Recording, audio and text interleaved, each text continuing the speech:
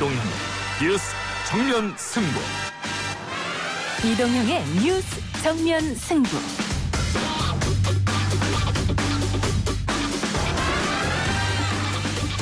청취자 여러분 안녕하십니까, 이동형입니다. 의료계 파업과 강경 대치는 대통령의 응원 발언마저 정치권의 논쟁으로 바꾸는 것 같습니다. 헌신한 의료진, 그 짧은 세 음절마저 의사와 간호사, 분열의 언어로 가르는 대통령. 다음은 또 누구를 적으로 돌리실 셈입니까? 코로나19의 폭증을 잡으려고 안간힘을 쓰는 상황에서 전공의 등 의료진의 파업을 메꾸는 건 간호사와 파업에 참여하지 않는 의료인들입니다. 그들에 대한 대통령의 메시지가 분열의 언어라고 야당과 정부 비판 세력에서 지적하고 있습니다. 오늘 원포인트 정치 코너에서 이용주 전 의원, 남영희 더불어민주당 인천 미추홀구 지역위원장과 함께 이 논쟁 풀어보겠습니다. 이 사건의 경우 원고는 교원이 아닌 제3자를 제한 없이 조합원으로 받아들이고 있거나 과거 교원이었다는 이유만으로 무조건 조합원 가입을 허용하고 있는 것도 아닙니다. 위와 같은 해석에 의하면 법의 노조 통보의 당부를 판단하기에 앞서 원고를 법의 노조로 보는 것 자체에 잘못이 있으므로 법의 노조 통보 처분은 위법하다는 취지입니다. 2014년 비조합원의 가입에 대한 이유 등으로 전국 교직원 노동조합이 법의 노조, 즉 노조 지위를 잃고 난 뒤 6여년 만에 노조 지위를 회복하게 됐습니다. 오늘 대법원 판결과 관련한 정교적 이야기 광노현 전 서울교육감 연결해서 들어보겠습니다. 오늘은 첫 방송 때 뜨겁게 관심을 받았던 역사시사 두 번째 시간입니다. 한국 최고의 정조대학 연구자 한신대 김준혁 교수 스튜디오에 모셔서 개혁의 뿌리와 의미, 정조의 조선과 오늘의 대한민국을 넘나들면서 이해해보겠습니다. 9월 3일 목요일 이동의 뉴스 정면 승부 시작합니다.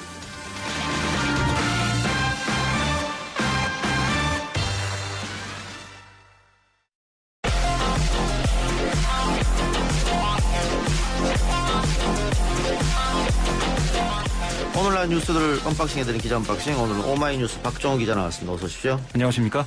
코로나19 상황부터 짚어볼 텐데 오랜만에 100명대로 내려왔습니다. 네, 17일 만인데요. 오늘 0시 기준으로 코로나19 신규 확진자 195명 늘었습니다. 감염 경로를 보면 해외 입 7명을 제외한 188명이 지역에서 발생했는데요. 지역별로는 서울 69명, 경기 64명, 인천 15명, 수도권이 148명이 나왔고요. 비수도권은 울산, 충남 각 7명, 광주 6명, 전남 5명, 부산, 대전, 강원 각 4명, 대구 2명, 충북 1명이 발생을 했습니다. 그리고 사랑제일교회 관련해 접촉자 조사 중에 22명이 또 추가 확진되면서 누적 확진자는 총 1,139명이고 도심 집회와 관련해서는 감염자가 또 하루 새 21명 늘어서 누적 확진자가 462명이 됐습니다. 서울 강서구 항공보안업체, 서초구 장애인 교육시설 관련 누적 확진자로 늘어나고 있고 경기도에서는 성남 치킨집 관련 확진자가 총 6명으로 늘었고요. 가평 골프장 감염 관련자 3명 추가돼서 4명이 됐습니다. 그리고 충남의 청양군에 있는 김치 공장에서 전날 첫 확진자가 발생한 이후 18명이 무더기로 추가 확진됐습니다. 19명 양성 판정을 받았고 대구 건강식품 판매 보임과 관련해서는 현재까지 15명 확진됐고 부산 연제고 오피스텔 관련 누적 확진자는 5명으로 늘었습니다. 그리고 자가격리 중이던 이재현 인천서구청장이 확진됐다는 속보도 어제 들어왔고요. 근데 문제는 뭐냐면 위중 중증 환자 하루 새 31명이 늘었습니다. 154명이 됐는데 이게 국내 코로나19 발생 이후 가장 많은 수치거든요. 당국은 당분간 중증 환자가 더 늘어날 가능성을 고려해서 이달까지 병상 110개를 추가로 확보하는 한편 수도권 내 병상을 확보하기 위해서 국군 수도병원에 일부 병상까지 코로나19 중환자용으로 전환하겠다라고 밝혔습니다.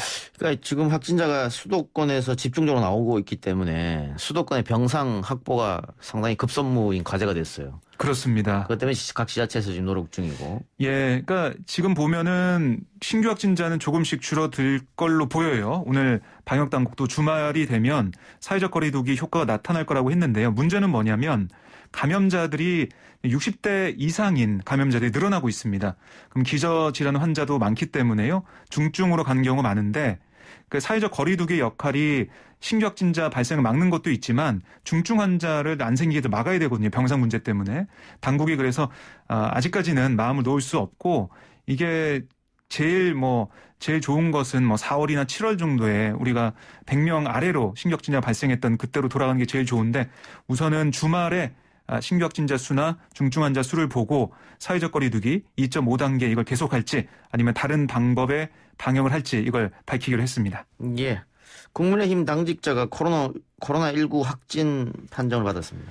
네, 오후에 국회가 이것 때문에 좀 시끄러웠는데요. 이 당직자는 이종배 국민의힘 정책위 의장실 소속으로 국회 본관에 근무하고 있었습니다.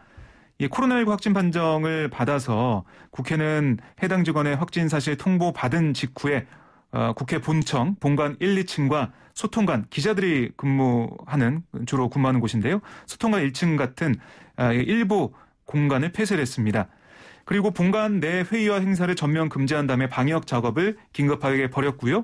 예결위 결산소위 여가위 전체회의 같은 상임 일정도 전면 중단이 됐습니다. 또 오후에 예정됐던 국민의힘 정조위원장 임명장 수여식, 민주당 정기국회 대비 상임위별 분임토의 이런 각 당의 일정도 줄줄이 연기가 됐습니다. 그리고 김종인 비대위원장 오전에 취임 100일 기자간담회 가졌는데 오후로 예정되어 있던 토론회 참석 일정을 취소하고 귀가했고요. 이 자리에 참석했던 주호영 원내대표도 자택으로 향했습니다. 이낙연 민주당 대표가 이종배 의원이랑 함께 자리를 했기 때문에 일정을 중단하고 귀가했는데 네. 이낙연 대표는 얼마 전까지 2주간 자가격리를 했지 않습니까? 그렇습니다. 끝나자마자 또 그러면 자가격리 해야 됩니까? 이게 이종배 정책의장의 검사 결과에 달려 있습니다. 이종배 의장이 만일 양성으로 나오면 다시 자가격리. 그렇습니다. 음성으로 나오면 네, 일정을 소화할 것으로 보입니다. 그렇네요. 네. 정치권도 아주 복잡하게 돌아갑니다. 문재인 대통령이 청와대에서 제1차 한국판 뉴딜 전략회의를 직접 주재했는데 어떤 내용이 나왔습니까? 네, 문재인 대통령 발언을 좀 소개해드리면요. 재정, 정책금융, 민간금융 3대 축으로 한국판 뉴딜의 성공을 이끌겠다면서 단일 프로젝트는 역대 최대 규모의 투자가 이루어질 것이다 라고 설명을 했는데요. 그러니까 정부가 직접 재정을 투입하는 정책회 펀드인 국민참여형 뉴딜 펀드, 또 세제 혜택을 통해 지원하는 뉴딜 인프라 펀드, 민간금융을 지원하는 민간 뉴딜 펀드 이걸 동시에 가동하겠다는 설명입니다. 국민참여형 뉴딜 펀드는 이 20조 원을 조성할 예정인데요. 펀드에 참여한다면 손실 위험 분담과 세제 혜택으로 보다 안정적인 수익을 가능하게 할 것이다 라고 또 강조를 했고요. 민간이 자율적으로 뉴딜 펀드를 조성할 여건을 마련하겠다. 또 뉴딜 지수를 개발해서 지수에 투자할 상품도 조만간 출시하겠다라고 소개를 했습니다. 이렇게 향후 5년간 정책금융 100조 원, 민간금융 70조 원을 한국판 뉴딜 프로젝트와 기업에 투입할 것이라고 문재인 대통령이 설명을 했는데요. 그러니까 이런 게 정부의 마중물 역할과 정책금융의 적극적 기여, 또 민간의 협조까지 더해져서 한국판 뉴딜을 힘있게 추진할 물적 기반이 마련될 것이다. 그리고 이런 얘기도 했어요. 시중에 풍부한 유동성을 부동산 같은 비생산적인 부문에서 생산적인 부문으로 이동시키는 측면에서도 큰 의미가 있다라고 평가를 했습니다. 그러면 펀딩하고 내년에 재정 또 이 뉴딜 쪽에 좀 자원을 확보했을 거 아닙니까, 재정을? 그렇습니다. 같이 하겠다는 뜻이 뭐죠? 네. 그리고 원금이 보장되냐 안 되냐 이런 여러 가지 논란이 있었는데요. 은성수 금융위원장 오늘 얘기를 들어보면 원금 보장 아니지만 사실상 원금 보장 효과가 있다라고 정책형 뉴딜 펀드에 대해서 얘기를 했습니다. 그러니까 정부가 재정을 투입하는 그 하위 펀드에 평균 35% 후순위를 출자하는데 이게 무슨 얘기냐면 펀드가 투자해서 손실이 35% 날 때까지는 그 손실을 그 정부의 재정으로 다 흡수를 한다는 얘기입니다. 그러니까 국민들의 손해가 없다는 거죠. 여야 반응 어떻습니까? 네, 민주당은 뉴딜 펀드가 활성화되면 시중 부동자금을 흡수하면서 장기적인 국민의 재상 증식에 기여하는 효과까지 기대되며 K금융의 새로운 모델이 될 거다라고 환영했고요. 반면 국민의힘은 얼어붙은 부동산 시장에 따른 유동성 자금을 철진한 관치 펀드로 끌어들여서 세제 혜택과 손실 보장으로 달래보겠다는 심보다. 하지만 결국 그 돈은 국민의 세금으로 메워야 한다. 전형적인 조삼모사에 불과하다라고 비판을 했습니다. 예, 우르게 집단 휴진이 이어지고 있는데요. 정부가 원점 재논의까지 포함해서 여당과 의료계가 도출하는 합의안을 존중하겠다 이런 뜻을 밝혔고 국회에서도 그 야당이 합의하지 않으면 통과시키지 않겠다 이렇게 얘기했는데 의료계 입장은 어때요? 네, 오늘 오후에 범의료계 4대학 저지투쟁 특별위원회 줄여서 범투위 대한의사협회 젊은의사 비상대책위원회 등이 모여서 회의를 했습니다. 만장일치로 의료계 단일화를 의결했다라고 밝혔어요. 그러니까 투쟁에 가장 적극적으로 나서고 있는 젊은 의사의 요구안을 범투에서 받았고 그 내용을 반영했다. 그래서 이른 시일 내에 요구안을 가지고 정부와 국회와 대화를 시작하겠다라고 얘기를 했습니다. 그럼 이게 이 안건, 도출된 안건이 정부와의 합의가 된 거냐 이런 얘기가 나왔는데 그게 아니고 정부 여당과 대화하려는 합의안이다. 이걸 계속 재확인했어요. 그러니까 어떻게 그러면 여당과 사정 조율이 됐냐, 완료됐냐 여기에 대해서도 확인해 줄 수 없다면서 대화 자체는 긍정적이었다라고 평가를 하고 있습니다. 그런데 중요한 건 현재 진행 중인 전공의 전임의 집단 휴진이나 지금 7일로 예정된 제3차 전국의사 총파업 계획에 대한 질문이 있었는데 여기에 대해서는 아직 변화가 없다고 했습니다. 글쎄요. 대화를 시작하면 협상이라는 게 한 발씩 양보하는 거잖아요. 네. 정부가 재논의 카드를 꺼내 들었으면 의료계도 이제 파업 철회 카드를 좀 꺼내 들고 한 발 한 발 양보해서 나갔으면 하는 그런 생각이네요. 좀 네. 두고 봐야겠죠. 그렇습니다. 대화를 봐야 될 것으로 보입니다. 조국 전 법무부 장관이 배우자인 정경심 동양대 교수 재판에 증인으로 출석했는데 증언을 거부했다고요? 네, 서울중앙지법 재판부는 정 교수의 자본시장과 금융투자업에 관한 법률 위반 등 혐의 사건 공판에 조 전 장관을 증인으로 불렀는데요. 조 전 장관은 법정에서 증인 선서한 다음에 이렇게 얘기했습니다. 나는 배우자의 공범으로 기소돼 재판이 진행 중이다. 이 법정에서 진행되는 검찰의 신문에 형사소송법상 부여된 권리를 행사하겠다라고 밝혔습니다. 그게 뭐냐? 나는 진술 거부권의 역사적 의의와 중요성을 역설해왔지만 여전히 이런 권리 행사에 대한 편견이 있다면서 법정에서는 그런 편견이 작동하지 않기를 바란다라고 얘기를 했는데요. 그러니까 형사소송법상 증인은 자신이나 친족이 처벌받게 될지 모르는 내용에 대해서는 증언을 거부할 권리가 있습니다. 그래서 이 검찰의 모든 질문에 형사소송법 148조에 따르겠다. 이 얘기를 반복해서 답을 했는데요. 이 148조가 친족 처벌 가능성이 있는 경우 증언 거부할 수 있다. 이걸 명시한 조항입니다. 예, 검찰 조사에서도 진술 거부권을 행사했었는데 어쨌든 죄를 입증해야 되는 검찰 입장에서는 조금 난감하겠습니다. 네, 그래서 검찰이 여기에 대해서 뭐라고 했냐면 조 전 장관은 증언을 거부할 게 아니라 어떤 것이 진실인지 밝혀질 수 있도록 최선을 다해야 된다. 법정에서 시시비비를 가릴 시간이 됐는데도 법률에 보장된 권리란 이유를 들어 증언을 거부한다니 납득하기 어렵고 안타깝다라고 얘기를 했는데요. 그랬더니 정 교수 측 변호인이 다시 또 반발을 했습니다. 헌법과 형사소송법에 규정된 권리를 행사하는데 정당성을 설명할 필요가 있는지 의문이다. 권리 행사가 정당한데 왜 비난받아야 하는지 납득하기 어렵다라고 반박을 했습니다. 그러면서 당사자의 인권과 여러 관련 사안들을 비교할 때 오히려 다른 객관적 증거에 의해 판단하는 게 낫다. 굳이 증언을 통해 판단하는 건 다음 순서다라고 꼬집었습니다. 예, 김경수 경남지사는 드루킹 댓글 조작 관련 항소심 20차 공판에 출석했습니다. 네, 아마 결심 공판이 될 가능성도 있어 보이는데요. 허익범 특검팀과 김 지사 측은 댓글 역작업을 두고 공방을 이어갔다라고 지금 알려지고 있습니다.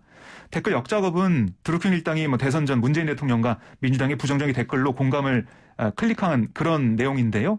김 지사 측은 이를 근거로 공모 관계를 부인하고 있는 상황입니다. 예, 그리고 오늘 또 눈에 띄는 게 뭐냐면 11월 6일로 선고기일을 서울고등법원이 정했어요. 11월 6일요? 그렇습니다. 재판부가 바뀌었는데 11월 6일이면 그렇게 오래 걸리는 건 아니겠네요. 네, 그래서 기일을 정했기 때문에 한 2달여 남았죠. 지금 보면 특검이 이 재판이 사실 지난해 변론이 종결됐다가 재판부 판단에 따라 제기가 됐잖아요. 예. 그래서 이 특검은 작년에 했던 댓글 조작 혐의에 징역 3년 6개월, 공직선거법 위반 혐의에 징역 2년 6개월을 각각 구형했는데 아마 공소사실의 변화가 없었던 만큼 구형량도 그대로 유지되지 않을까 이렇게 예상을 해봅니다. 예.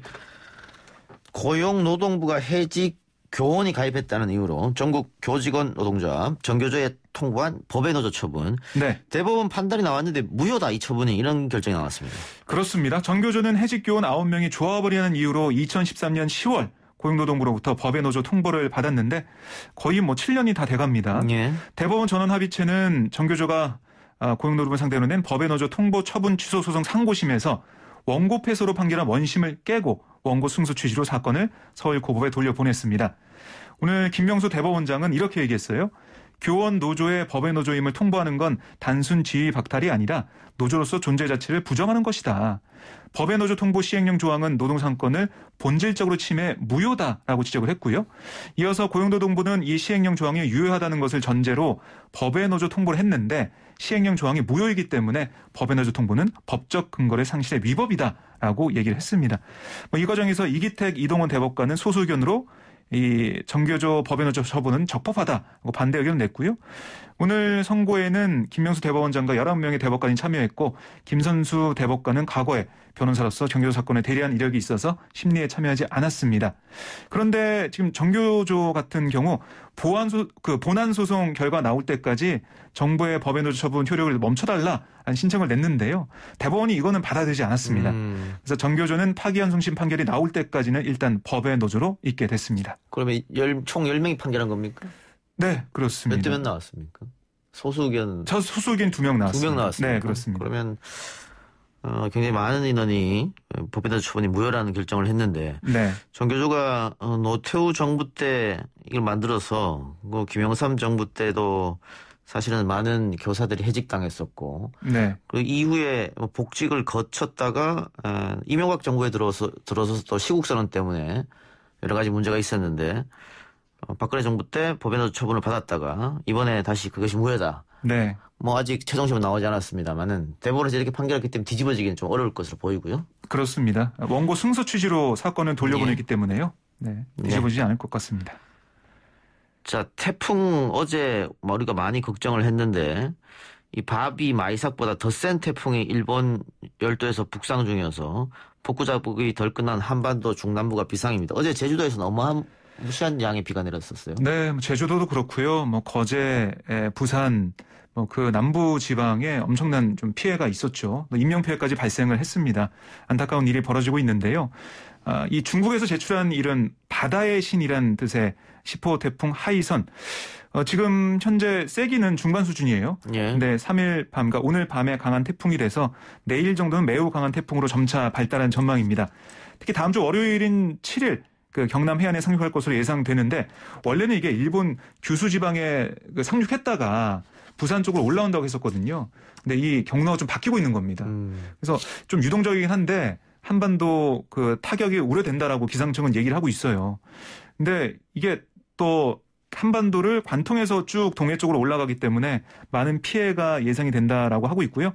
말씀하신 대로 그 일부 지역을 초토화시킨 집중호 남부지방에 집중이 됐고 또 태풍이 계속 왔지 않습니까? 피해 복구가 제대로 안 이루어진 상황에서 하이선이 한반도를 강타한다면 그 피해가 정말 눈덩이처럼 불어날 수 있다라고 지금 지자체들 그다음에 각 주민들이 걱정을 하고 있습니다. 태풍의 경로가 어떻게 바뀔지 잘 모르니까요. 네. 그 이번에 마이삭 같은 경우에도 일본 기상청과 우리 기상청이 경로를 다르게 예상했었는데 우리 기상청 쪽이 맞아서 그렇습니다. 어떻게 될지 조금 더 이 태풍 지켜봐야 되겠습니다만 대비는 역시 만반의 준비를 해야겠죠. 그렇습니다. 알겠습니다. 오늘 기자 언박싱 여기까지 하죠. 지금까지 박정 기자였습니다. 고맙습니다.